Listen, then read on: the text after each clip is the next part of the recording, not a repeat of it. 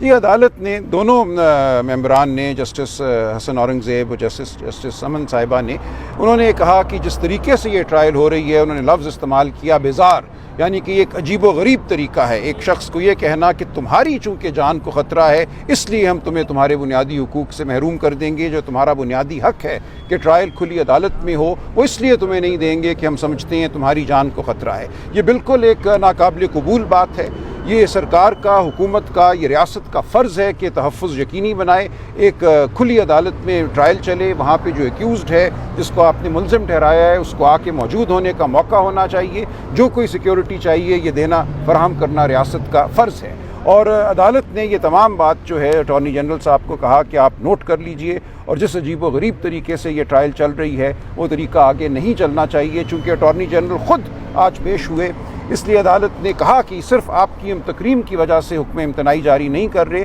لیکن ہم توقع کرتے ہیں کہ آپ ہر ایک کو بابر کرائیں گے کہ ہمارا اس حوالے سے ذہن کیا ہے اور ہم کیا چاہتے ہیں کہ یہاں کیا ہو۔ لہٰذا ہمیں اب پورا یقین ہے کہ آئندہ ہیئرنگ کے بعد ایک اوپن ٹرائل جو ہے جہاں آپ سب موجود ہو سکیں گے اس کا انعقاد ہوگا، تاکہ عوام کو، پاکستان کی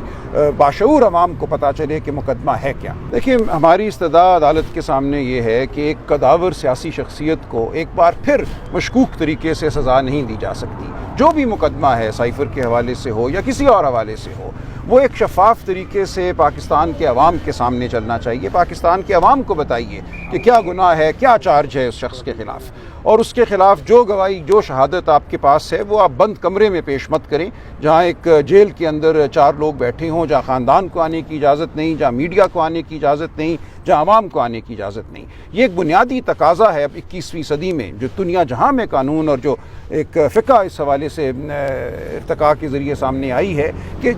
انصاف ہوتا ہوا نظر آنا چاہیے۔ یہ نہیں ہو سکتا آپ کہیں کہ ایک بند کمرے میں، کمرہ نمبر 304 میں ہم نے انصاف کر دیا اور ایک شخص کو ہم نے سزا دے دی۔ تو ہم ایک اوپن ٹرائل کا مطالبہ کر رہے ہیں کہ ہر جو شخص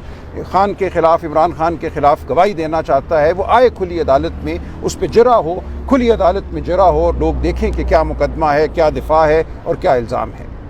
تو آپ نے کہا کہ حکم امتناعی جاری نہیں کی گئی، تو اب واٹ نیکسٹ پروسیڈنگز میں کیا ہوگا؟ دیکھیے، نیکسٹ پروسیڈنگ تو ابھی اگلے منگل تک بیچ میں 1-2 دن ہوں گے، جہاں کوشش استغاثے کی ہو سکتی ہے کہ وہ ایویڈنس جو ہے، گواہی شہادت جو ہے اس کو ریکارڈ کرے۔ ہمارا موقف یہی ہوگا کہ اس حکم کے بعد آج جو کارروائی ہوئی یہاں عدالت عالیہ میں، اس کے بعد یہ ضروری ہے کہ ہم منگل تک انتظار کریں، اور جو بھی حتمی فیصلہ آتا ہے اس فیصلے کی روشنی میں آئندہ یہ ٹرائل چلے۔ کتنے پر امید اب تک کی سماعت؟ میں بہت پر امید ہوں، بہت اچھی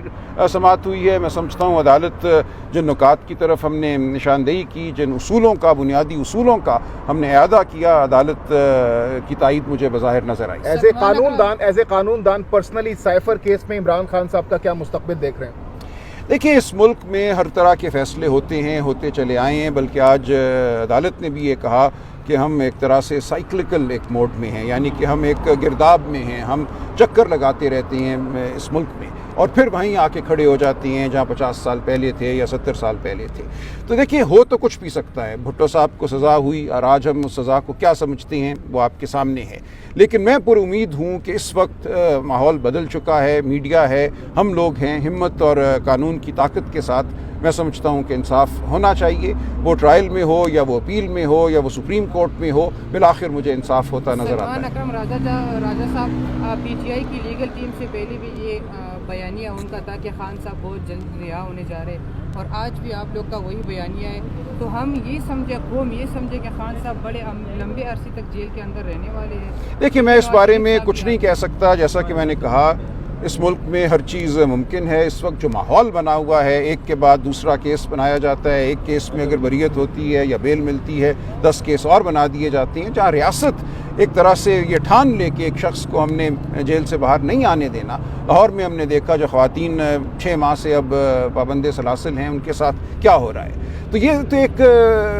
ریت چل پڑی ہے اس ملک میں، اور یہ پرانی ریت ہے کہ تمام ریاستی طاقت کو استعمال کیا جاتا ہے شخصی آزادی کو سلب کرنے کے لیے، جو سیاسی عمل ہے اس میں مداخلت کرنے کے لیے۔ تو یہ آج بھی ممکن ہے، لیکن اس کے خلاف ایک ہی